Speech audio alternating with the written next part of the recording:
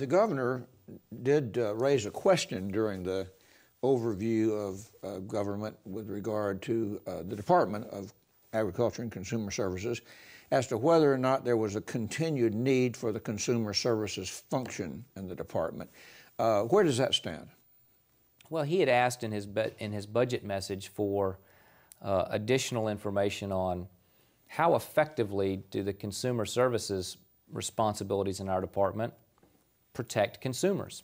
And I welcome that conversation because it's really an untold story of tens of thousands of consumer complaints that come into our department through our hotline, 1-800-HELP-FLA, and the complaints range from everything from being ripped off by a health club, a dance studio, wanting faster service on processing their gun permit, violations of the do not call list, which tend to annoy people at supper time.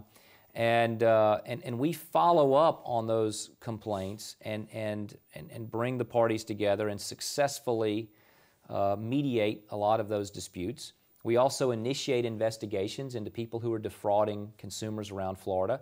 There's a very high-profile scam going on in Florida right now involving energy audits, where people pretend to be a representative of one of our major utilities.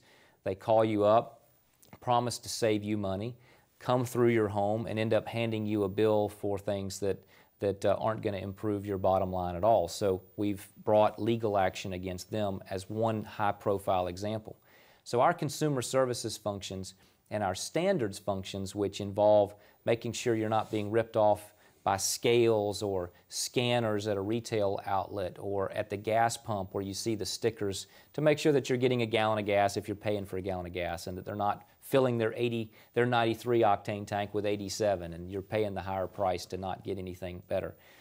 I think those are valuable consumer protections, and so it's a good conversation that challenges our folks to provide better measurements of how we are protecting the public, and whether there's a return on investment there.